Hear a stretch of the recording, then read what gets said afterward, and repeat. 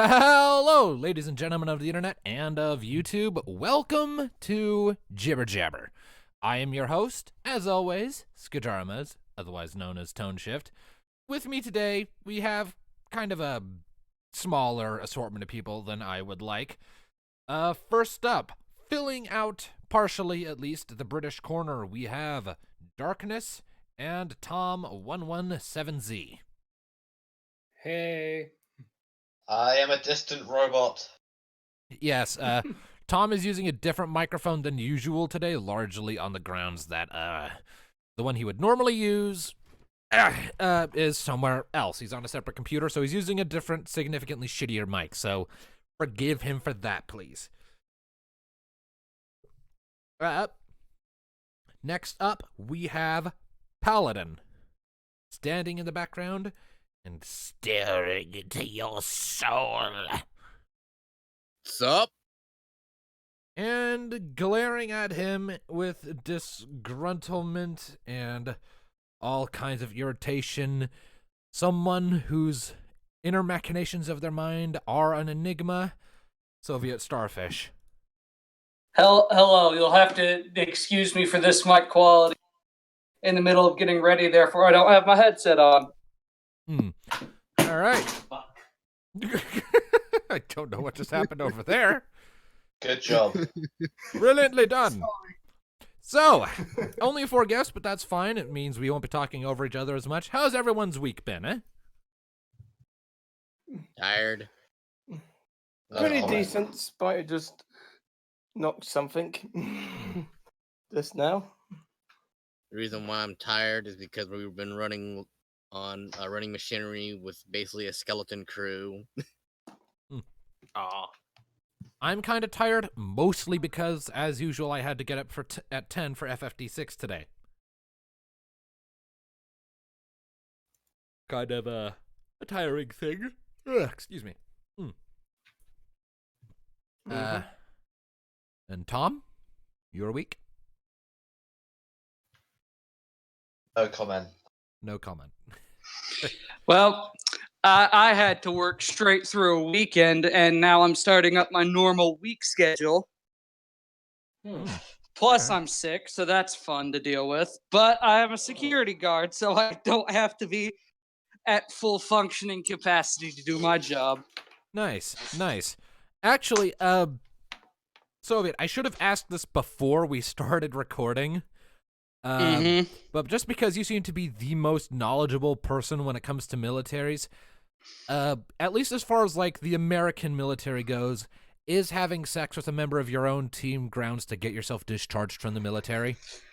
Well, here's the thing. The military bars relationships with someone in your own unit, meaning if they're in your company, platoon, squad, etc. If they are directly correlated to your combat group, no, you cannot do it. But if you are from one unit and the person you are going with is in another unit, it's allowed. Okay. All right. Or if you're from 2 separate branches, it's allowed. Okay. Just kind of wanted to get that clarified in my head for that writing project I was talking about. Yes. All right. Good to know that I'm on point with that. Now then. So, we have 3 topics pre-lined up for the day. First one up would be this week's episode of My Little Pony, episode 200. So there might be some so there might be some spoilers for said episode in this chat.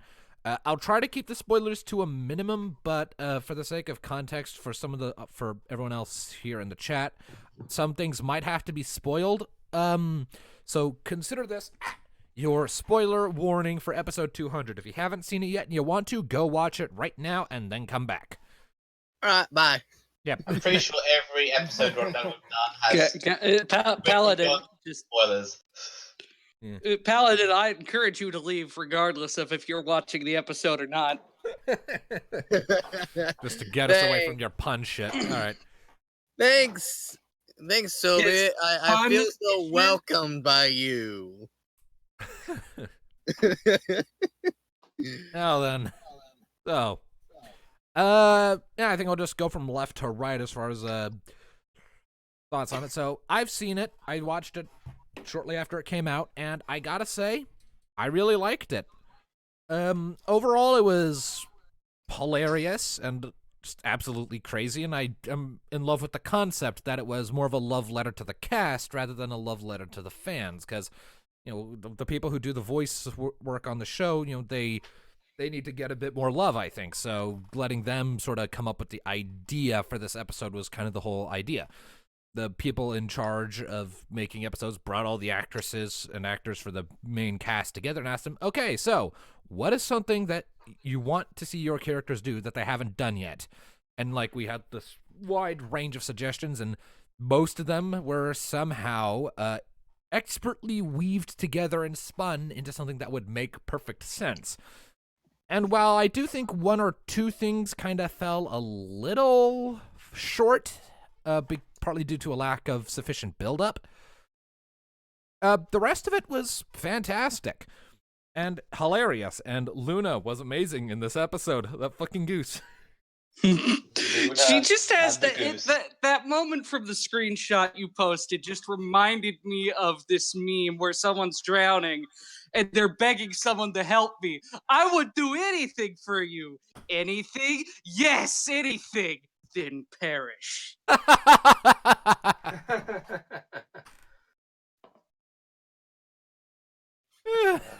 It's Honestly, just the look he has. It's just the then perish. Yeah, the Luna with the goose moment. I had to pause the episode because I fucking lost it. Same.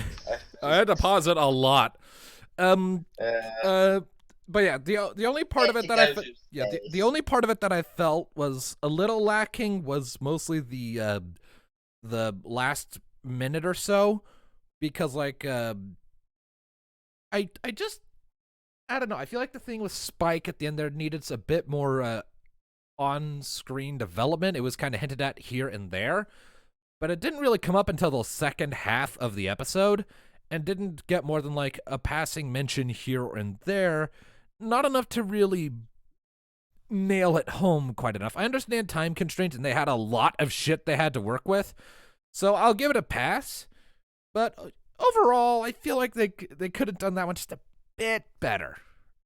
It's also, it felt like that bit was tying up one of the loose ends now that the series is ending, because the whole thing has been in question since day one about what the whole dynamic was. Yeah, I mean, it's the way I've always looked at it is Spike is technically, because Twilight hatched him, Spike is technically Twilight's adopted kid, but because Twilight was only 10 at the time and was still being raised, they were more practically siblings. So so technically it's a parent-kid relationship, but practically it's a sibling relationship. You're also younger than 10, cutie mark age, so... I mean, I've always assumed cutie marks would appear leading up to and around puberty. I would say 7, 8. But, yeah, I always kind of imagined somewhere in we don't really know how age is depicted in this show because, fucking the CMC are practically teenagers at this point and they're still fucking tiny as shit. Well, no, if you actually look, they have physically grown. I think it was last season, slightly. They had a shot of Sweetie next to Rarity, and she was much taller. Even in just their voices, if you go compare all of their voices early on to now, it is very observable that they have considerably grown. Mm-hmm. Yes. Yes, the only ones who haven't grown are the Cake Twins, because that would mean making new sprites. Yeah. And even then, they've still definitely matured some because, they're running around now. Right. I think they're definitely older. They just the animation decided not to bother making new, animations for them. Yeah. Like Philly and Colt sprites. Yeah. But the rest of the episode was fantastic. I loved it to bits. The geese were amazing. Luna was awesome. Pinkie Pie was fucking weird. Zephyr was just the creepiest little shit, I swear to God. I mean, I was getting bad touch Stranger Danger vibes from every moment he was on screen with Rainbow Dash. He was like, Jesus Christ, Zephyr, do you not understand the word no? I would have liked to see how Luna roped him into it, that whole conversation.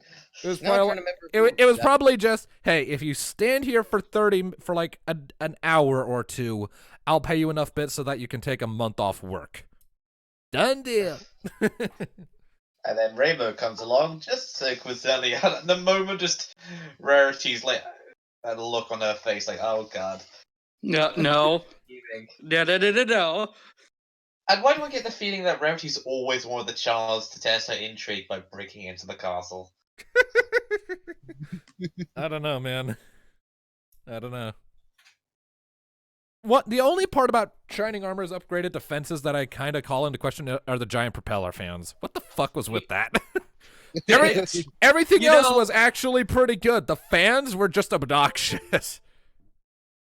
I think he was going a bit overboard. But I think the two particularly good ones, sealing the secret tunnels and also the Chrysalis Throne parts. Yeah, the Chrysalis Throne, sealing up the secret entrances, and the guards at every door with like checkpoint access. That was good. That's a good security measure. And as it turns out, by the end, they work. They actually, it's secure now, except for Luna with Goose. Yeah. Finally, but just getting proper defenses. Yeah, the geese are kind of, not really best because they tend to go off at the wrong things. Yeah, they kind of just go off at anything. That is, though, why Luna did what she did, because she was making a point, as they said, that maybe Shining was a bit overboard.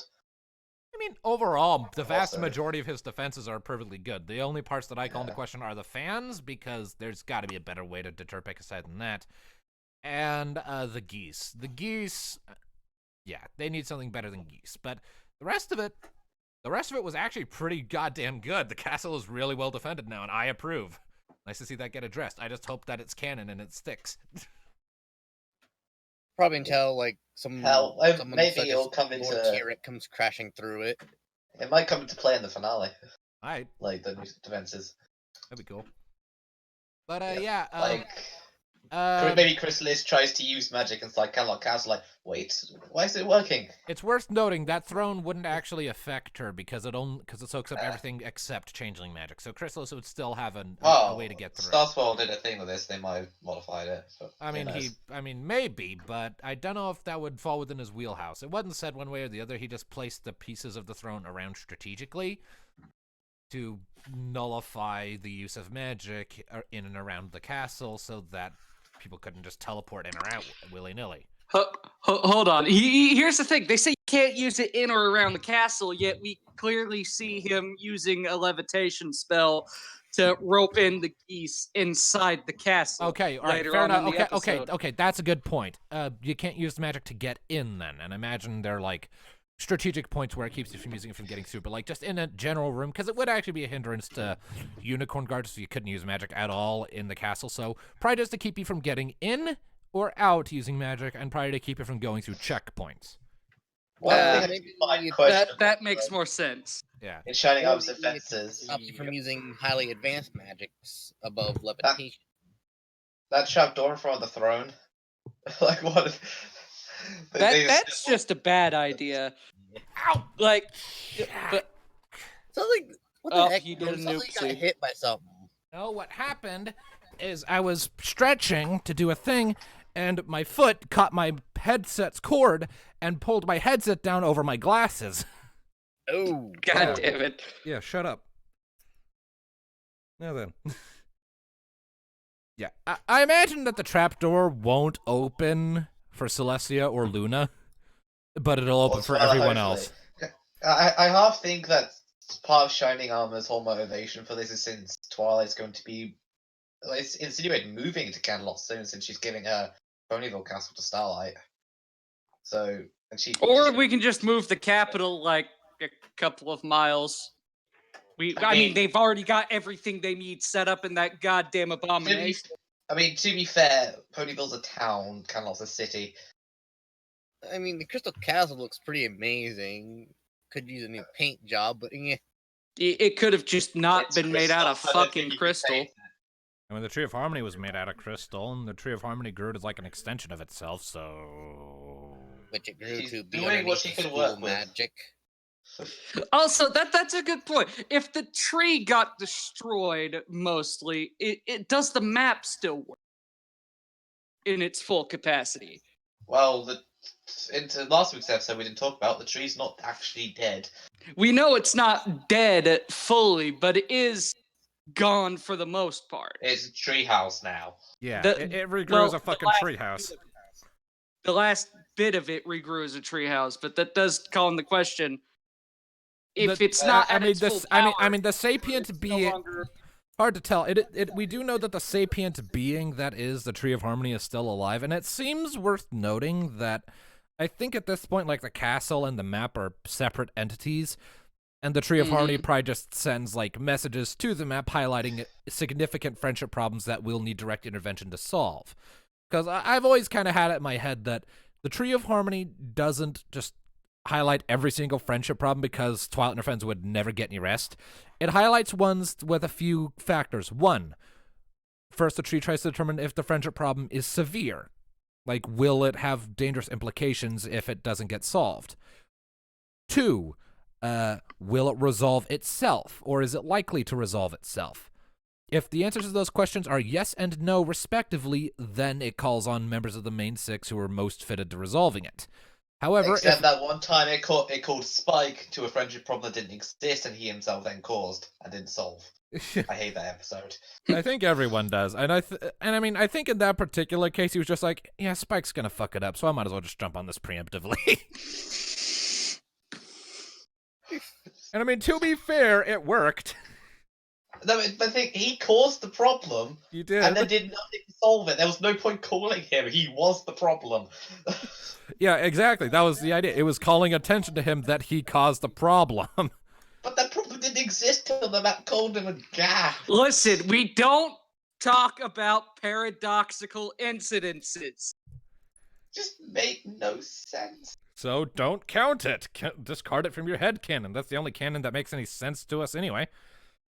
Like the My head canon that after with the tree just regretted her life choices. It's like I'm never calling Spike again. Not yet, anyway. Oh. I like that it can call basically anyone, though. It's like a cell phone. Spike, Starlight, fucking anyone, the CMC. Fuck it. I've been connected to the main characters this entire time. Your ass is going on an adventure. But I have responsibilities and things I have to do. Speaking of the tree that I guarantee... Bitch, the friendship god is calling you to do a mission. You don't say no to that. God, that reminds me of that one animation. Do not defy it or your ass is grass. You were saying, anybody remember that one Give Me Your Wings animation where Starlight goes around plucking feathers from Pegasus? Right, yeah. Oh, God, no, please don't remind me of that. Oh, God. I love how she found Rainbow Dash. Did anyone see that new animation by Agro that was posted earlier? That is adorable. No, I haven't seen it yet. Best part, Rainbow Dash holding a romance novel in her wings while nibbling on a cookie while lying on her side. I could actually see that happening. So, like most of what Agro puts out, but yeah, it was adorable as fuck, and I loved it, and it just cements why I think Rainbow is one of the best. She's tsundere completely. Yep. It's not like I like you or anything. Blush. God, my Marine friend that I've talked about, he and his girlfriend literally have an anime relationship. Oh, really? Do tell. Yeah, when they started high school together, they absolutely hated each other. In fact, his first interaction with his now girlfriend, at some point to be wife, was he was talking about some other girl that he had had sex with the night before, and she walked up and kicked him in the balls. And that's how I met your mother. They did spend about a year. I'm surprised and a half you could become your mother after that, but hating each other, and then they started dating. Bloody hell. How the hell? Okay. That's some serious sexual tension. Literally top 10 anime characters that started as enemies but became in a relationship by the end. On the note of awkward romantic relationships, I think topic Daddy, how did you meet Mommy? She kicked me in the we dick. were in high school and she kicked me in the crotch because I was talking about someone she knew. How Yeah, are on you the topic. married? Don't worry about it. Tom wishes to say something. You were saying, Tom? So I said on the topic of awkward romantic relationships, I think we should go on to topic number 2. Yeah. Yes. Yeah. Oh boy. So, FFD6 Recap. That's what this is. Just as a quick reminder to the audience, every Sunday, if everything goes well, me, Tom, and a couple other people who aren't here right now, Hades and Lumina, along with Darkness, sit down and play a Final Fantasy-based Dungeons & Dragons campaign. Excuse me. And we've been doing it for a while. We just did episode 7, I believe is the number, earlier today before we sat down to record Jibber Jabber. Session 7, episodes will be like double. Right, session 7. And in it, some interesting things happened. First of all, the party set off from...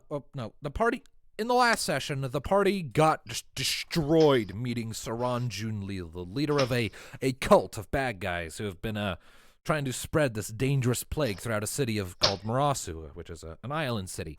The party has taken a lot of measures to try and quell the cult's efforts to spread the plague, involving going into a dungeon where they held prisoners and collapsing that, rescuing prisoners, chasing down a group of cultists who were planning on infecting the entire island's water supply, etc., etc. A lot of effort has been made on the party's part to stop this cult from causing more harm and doing more damage. Last session, they were given a hint by a cultist to try and hunt down about the location of the cultist leader after they deduced some information in regards to the cult and their leader, Saran Junleal. They eventually located Saran, but it turns out he'd planned for this because the party had let a cultist go a few sessions back, and that cultist got back to Saran and told him about the party. So now Saran knows what he's dealing with. Yeah, I made that bite you all in the ass. Anyways, so following that, Saran tried to convince the party to join his side. They said, fuck you, essentially. So he called out 11 fucking archers, and they all opened fire. His answer was shooting one of those guys in the gut. Yeah. So 11 archers came out, and the party quickly realized they were horribly outnumbered and outmatched, and decided to get the hell out of there. During their efforts to escape, Saran routinely blasted them with spells demonstrating his prowess, and the fact that he has some supernatural abilities that no mortal should be allowed to have. That was specifically tailored to all our weaknesses. I mean, the lightning spell, that was just a typical black magic spell. Red mages can get, any red mage or black mage can get that. Same with dark knights. The one that specifically was unnatural was the shadow spell. That's not a spell most characters could typically learn. Me and Darkness take 50% more damage from. Yeah, and Rocket takes 50% additional damage from any lightning or water damage, and lightning damage has a chance to stun her. If it does enough damage, it's on a case-by-case basis. Thank God it didn't, because if it did, we would have been fucked. Yeah, you would have been captured, and things would have gone a lot differently. But they managed to escape. After they got their ass kicked, and they managed to escape and made it back to the safe parts of Marasu, where they passed out, and that's where this session began, with the party waking up several hours later with a snowstorm raging outside. Their wounds were being tended to by the apprentice white mage in Marasu Castle named Mika Solwyn, who put in a lot of effort to make sure they were all not dead.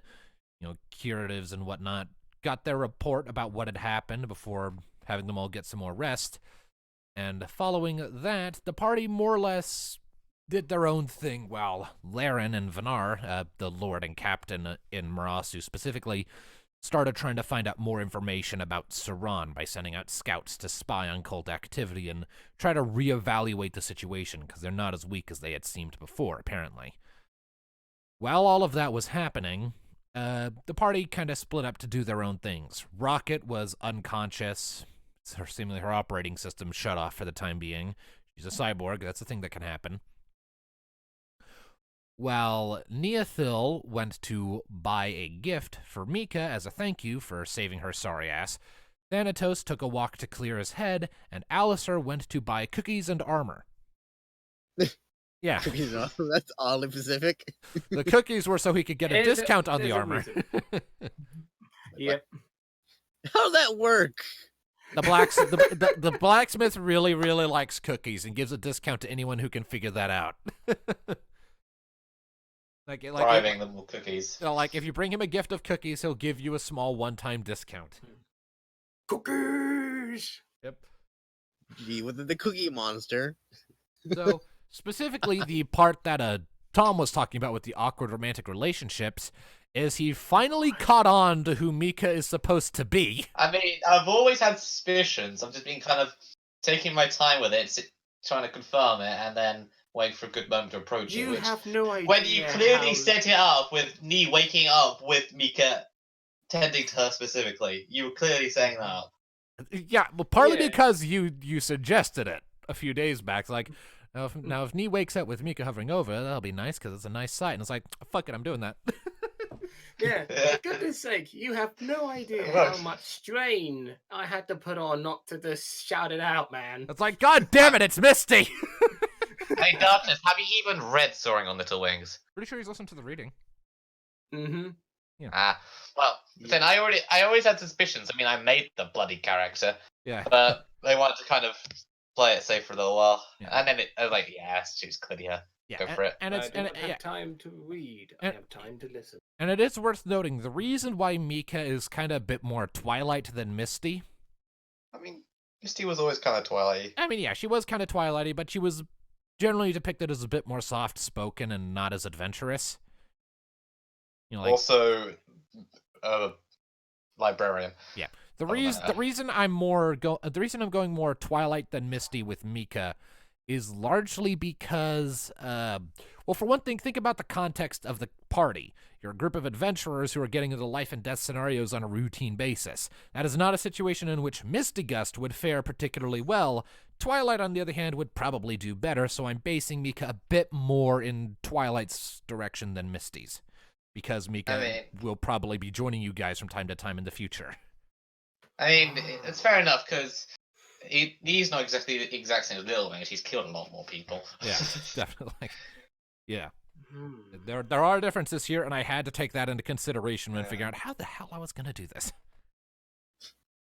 Where there's a will, there's a way. But yeah, so Nee brings Mika the book, and there's a sort of really adorably awkward moment where, it was a thank you present for healing Neothil and her friends. And Mika tries to brush it off, like, I only did some of the work, really. My master did most of it. And Neothil just kind of awkwardly states, don't sell yourself short, you're amazing. Which leads to both of them turning into tomatoes because they're blushing so hard. Neothil because she just said that, and Mika because she just heard that. It was super awkward and really awkward, and a guard saw it happen. He saw it happening and was just like, I saw nothing, and walked away. Giving them their personal space. So then they went and did first aid for a while, so Mika doing that largely to take her mind off the fact that I'm pretty sure I was just flirted with. Oh, adorable. Or whatever Tom said it was. Adorkward, I think it was. Yeah. Adorkward. Adorable, adorkable, and awkward. Yep. Well, anyways. So, yeah. Following that, let's see here. We got some more armor. Yep, Alistair and Thanatos worked together a bit to acquire new armor for the group. A new suit of heavy armor for Thanatos. A new suit of armor that has yet to be fully fleshed out for Neothil. Tom is going to have to figure that out when we're done here. I have the rule book. I believe I sent it to you. Google Drive? Yeah. Yeah, so we can figure that out after we're done here. And after that, Alistair and Thanatos went to the bar and talked back and forth with it, where Alistair revealed a little bit about his backstory, specifically that the person who started training him, Aranzir, as his name is, was apparently crippled by a moorball. And that a moorball, it's a creature in Final Fantasy. Horrifying... To basically describe what a moorball is in the context of Final Fantasy, they are massive creatures with dozens upon dozens of eyes. They move around on dozens of short, stubby tentacles. They have mouths almost as big as their entire head, which are filled with rows upon rows of narrow, razor-sharp, and uneven teeth. And they also, around where they have their dozens of eyes, they also have dozens of other things that serve as poison spitters, like projectile barrels that just shoot globs of poison and acid and all kinds of horrible shit. And they can spit out from their mouths gigantic globs of poison, too. They are terrifying creatures, dangerous as all hell.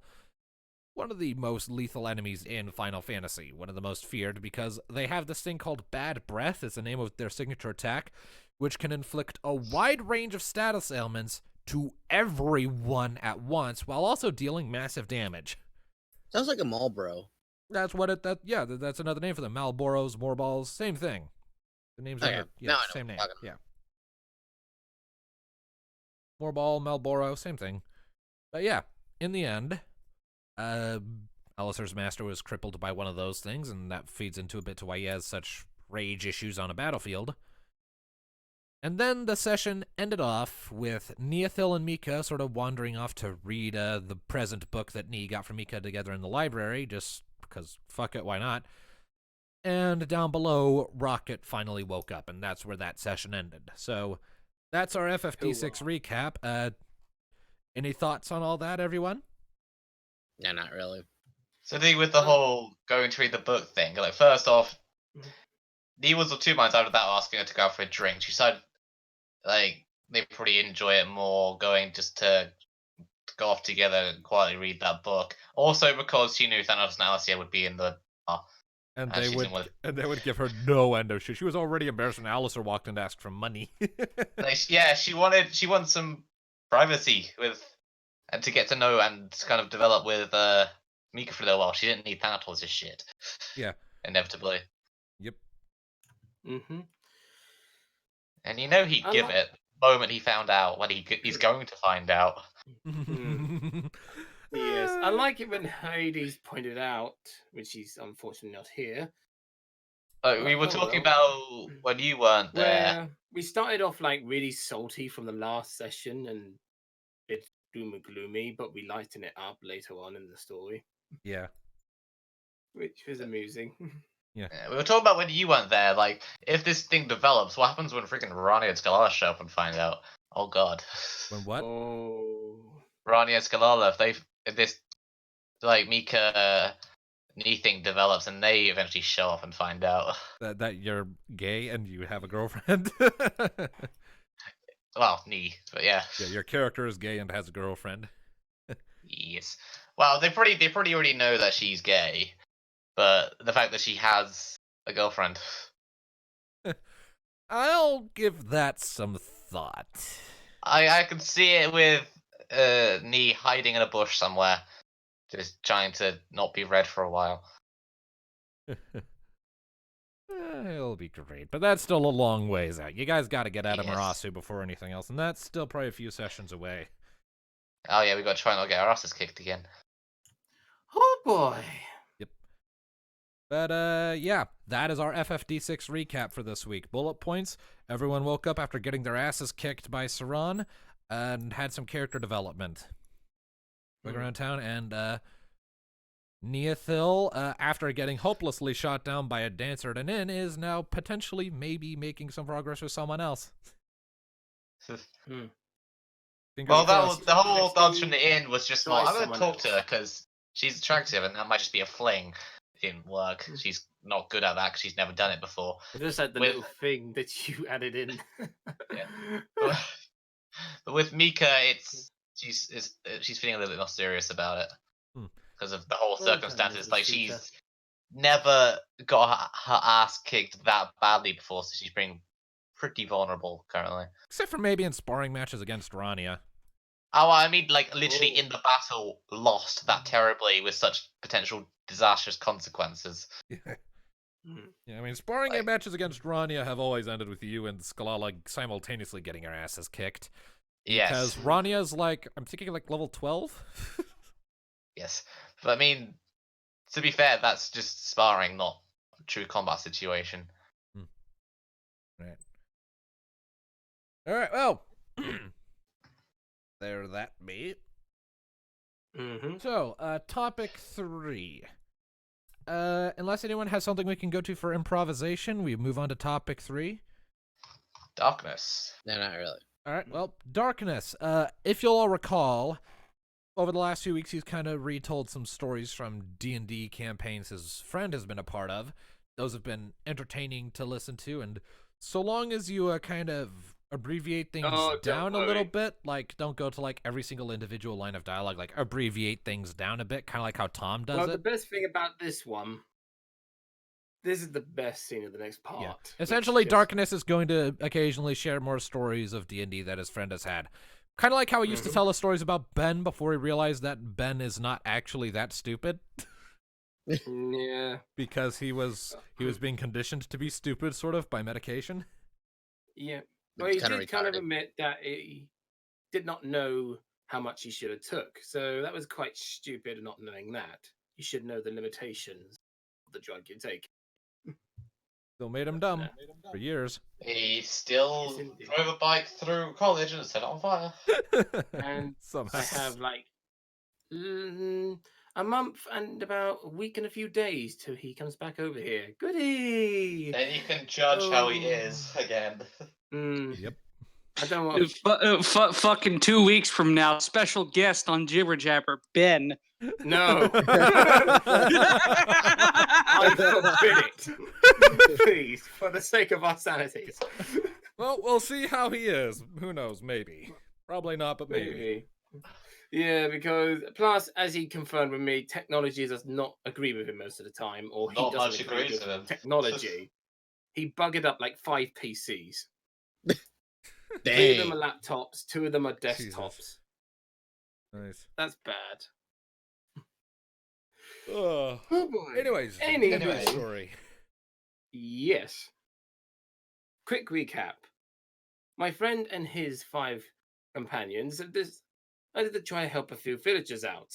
Unfortunately, it didn't go according to plan, for they decided to technically recruit a freaking red dragon to the group, because Miran thought it was a good idea just to communicate with the dragon and try to spare them and also get the dragon on their side. He just successfully just about did that.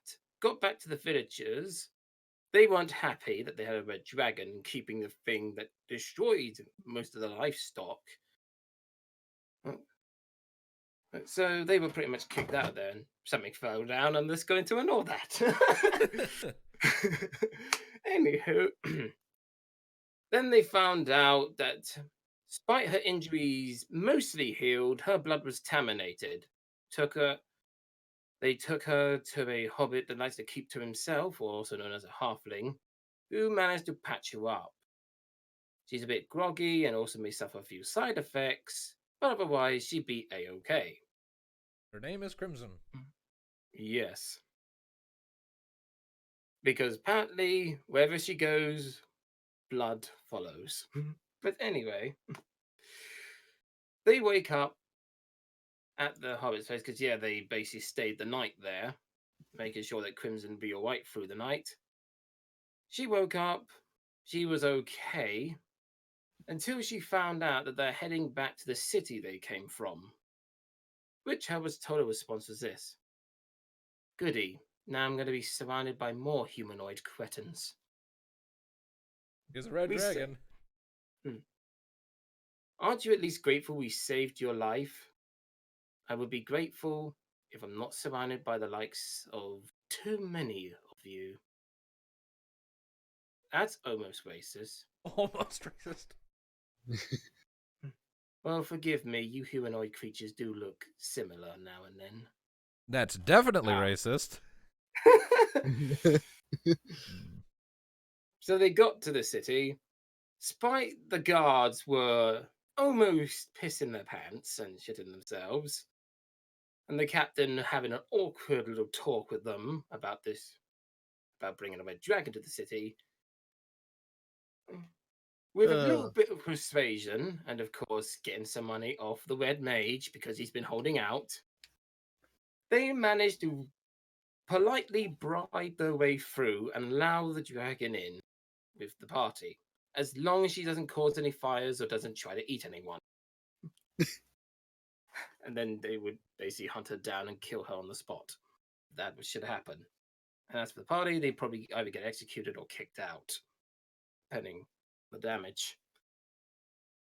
So at this point, unfortunately, Josh had to walk out because he had an annoying phone call that was important, but he told him to carry on. When he came back, about half an hour later, they were just like in laughter, like wondering what, and he was like wondering, what the hell did I miss? Sit down and we will tell you everything. Has Crimson killed someone? No. Is my character dead? No. just sit down and listen to this. They decided to split up, and quite the interesting duo. Crimson went with Doran. Oh my goodness, this is a match made not to work because the Dorans because basically the dwarfs are in war with the dragons through many mishaps of them trying to take their gold, and of course the slaughter of the people. So yeah, Crimson was not looking forward to it. As for Doran, he didn't care as long as he gets to his favorite bar. Because being a dwarf, he likes to drink. As soon as he got there, he was welcomed with open arms. And then Crimson walked in. Oh. Which the bartender came out and then looked and... Doran, my old friend. What's with the big dragon by you? Is she like a pet or something? Oh no. Oh no.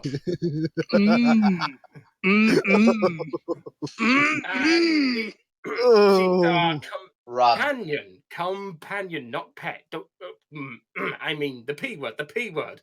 Calm, Crimson. I will let it slide because I swear he is drunk as everyone else. Don't let the accent fool you. He's actually pretty sober. That doesn't help his case. Oh. God. She's got quite the temper on her. So, you know, Doran, I know you're looking for the one, but you definitely know how to go for the rare breeds. Oh God! Is he serious? No!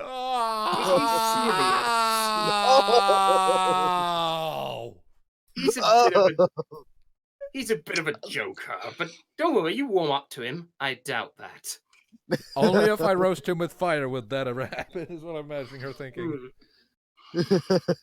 God. Okay, buddy, could you lower down the jokes around her? She's not into humor that much. I bet she's now thinking of many ways of killing you right now. Okay, my fun and games are over. So, would you like the usual, good sir? Of course. Ugh. Here you go. Since it's such a welcome to see you again, this one is on the house. First one on the house? Wonderful. Extra drink for me. Ugh. What? Did he give you water? No, but... Wait for it. Anyway, I can't believe you drink something so disgusting. Oh, never insult a dwarf's drink. I can assure you, we dwarfs drink the finest in the land. It's disgusting. It smells horrible, and it just looks discolored and horrible. Ha! You dragons are just jealous. What was that? You just go about burning villages, taking treasure, and devouring innocents. And you never taste a good drink in your life. Although, even if you did, it would be such a shock to your system. You might actually pass out or something. He's trying to challenge the dragon into Are drinking you to prove calling her. me weak? Or are you challenging me? No, why would I be like that? It's not my fault that dragons have weak stomachs. Oh, he's trying to challenge dragons into a drinking contest? I can handle anything, dwarf. All right, then. Handle one of these, then. Oh, God. But if you are more superior than a simple drink, then I guess not. I'd try it. Okay, then. Okay, miss, that would be... Never mind, miss, it's on the house.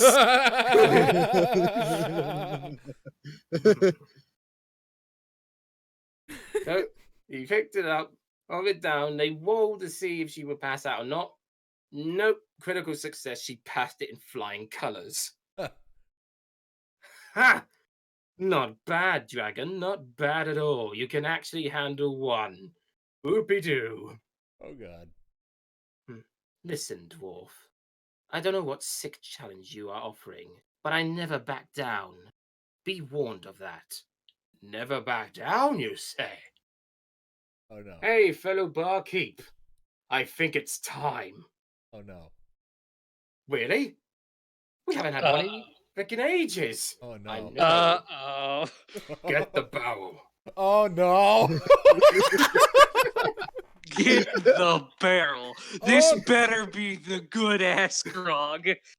Oh, no. Oh, no.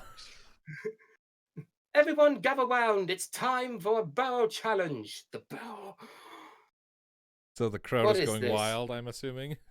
Yep, they all just gathered round and this talking amongst themselves. Then they went completely silent when this great big barrel came out that's even nearly as bigger than the dwarf. Holy shit. What is that? This is a true drink. Only a true dwarf can stomach it. For we cannot have much as normal alcohol, you see. For if we consume too much of this, we'd be on our ass for weeks. Are you sure you want to go through with this? I am a champion after all. It's true. He is the only dwarf so far that's managed to complete the barrel challenge. As in drink the entire barrel that's almost as big as him. That would almost surely make his stomach explode from all of the alcohol and stuff filling it. I am assuming that this would be a several hour challenge to be able to ingest that much stuff and not explode. I mean, it's not quite as big as a dwarf. It's about near about by estimate 2.5 size of a dwarf. I mean, if it's even a gallon, that's gonna be more than the stomach can handle. I know, but they're just that crazy. That's why he's the champion, because he's the only one that seems to manage to accomplish this, where others have failed. He physically could not, but okay. I guess it's just how much you consume, I suppose, until your opponent pass out. Fair enough. All right, go It's for it. a suicidal challenge, and I wish not to ask how it's possible. The math behind it is off the charts. Anyway. Okay, carry on. My wayward son. So, what is this you call it? We decided to call it Dwarven's Bane. Why is that? Because we are in pain, and it's quite a burden that we're not able to finish the whole thing. Okay, that's quite strange. I'm liking this dragon more and more the more time she's on screen. Right. Stand back, you oversized reptile. Let me show you how a dwarf drinks. And of course, they just went completely crazy and just can go for it, which he just managed to, but there was a lot of strain and agony on his face and out of breath through it. Not to mention quite a bit of it did dribble down himself, so he's covered in the stuff. God. Beat that, you oversized reptilian. Oh. That's some good shit. So, miss, you sure you want to do this? I declare 2 barrels. What? Uh-oh. Huh? Uh-oh. Oh, dear. This ain't gonna go well. May I suggest just the one would suffice? You don't have to get... I said 2. Oh my goodness. This dragon is making sending a message. Don't fuck with me or you... All right. Just don't breathe any fire. This stuff is pretty flammable as it is. Don't tempt her. Why would you say that to the chaotic evil red dragon who's only here for chicks and giggles? Right. But I have to get the second one, and after I get you the first one. These barrels aren't exactly light. I don't care as long as I get 2. Yeah. Oh my. Yeah. And as he got up the stairs and before he could even put it down, the dragon just immediately grabbed a hold of it, ripped the top off, and already started on it. Wow. While he got the second barrel. Wow. This is not going to end well for any of us. No, it's not. And then after the people just cheered for the dwarf, and now they're just in complete shock and horror and just worrying of what's going on with the dragon.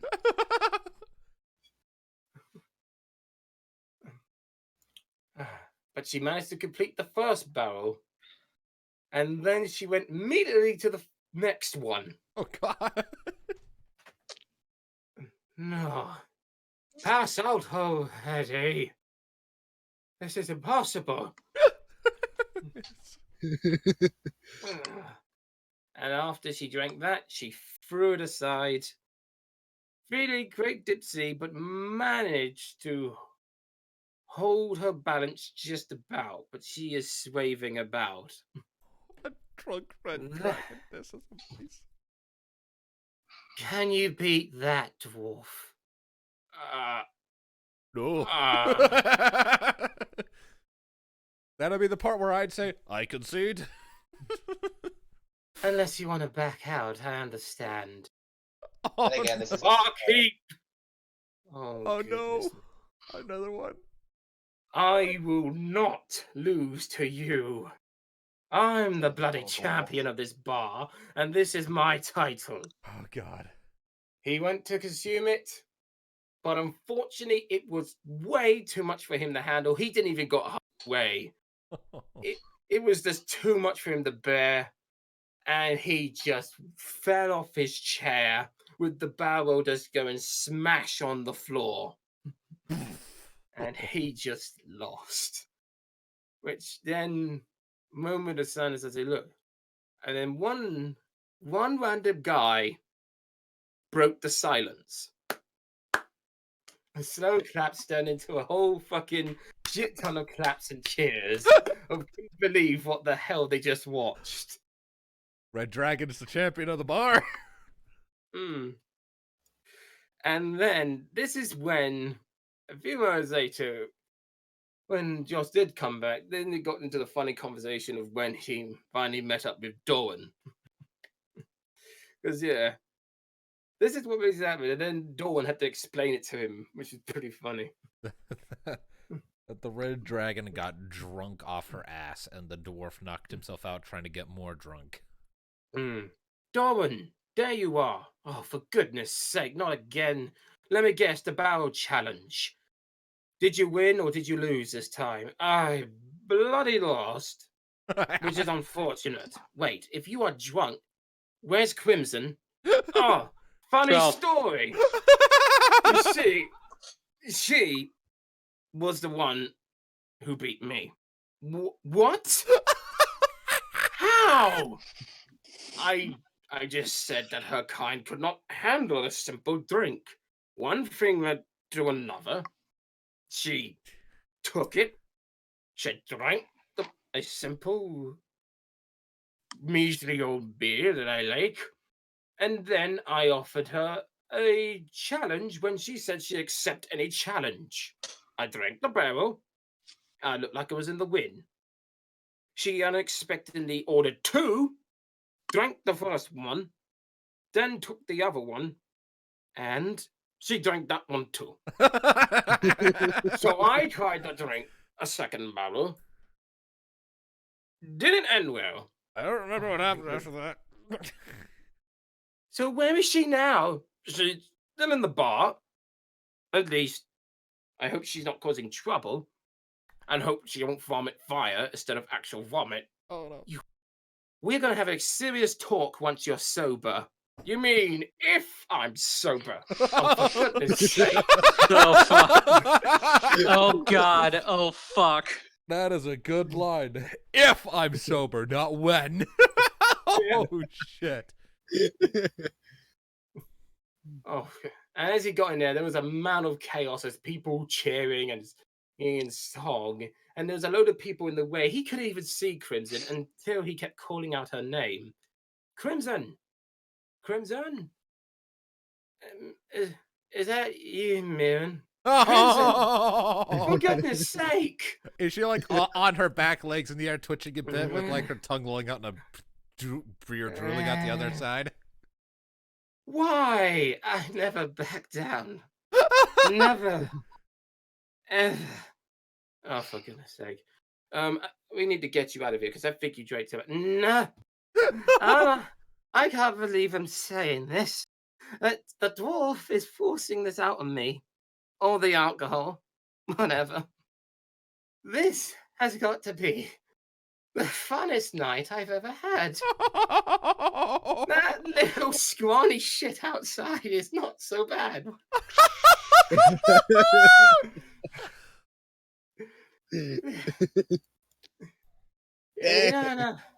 You know another thing, you talking to me, this little ordeal might actually be alright. There, Crimson, oh boy. Can we just go, Crimson? There's one small... Please don't. Please don't.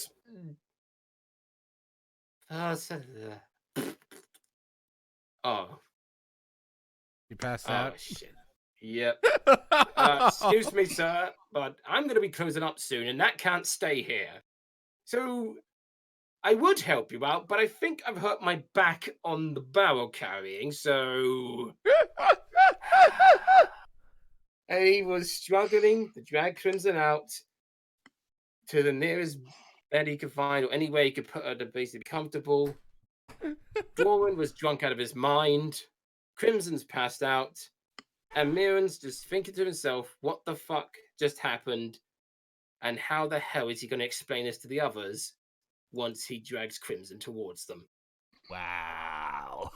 And that's where that story ends. Next session is dealing with a fucking red dragon nursing a hangover. Oh boy. The hangover's gonna be fierce. fucking party member walks in the room, wall of fire. Wow. The city's on fire! Thanks to the dragon. The city's on fire, Crimson burps. I just coughed. Every time she does it, she actually shoots out fire. Like when you take like a lighter and a blow can of like aerosol or something, like the makeshift flamethrower thing. You just every time she hiccups, you just get a little spurt of flame, like it's just. Yep. Yeah, she's taking the lead. Well, on that, with the conclusion of that fascinating and hilarious story, it is time for this episode of Jibber Jabber to end. So, thank you all, ladies and gentlemen, so much for tuning in. Hopefully we'll see you next week. Keep listening, people. Bye. Adios. Bye. Goodbye. The dragon is drunk.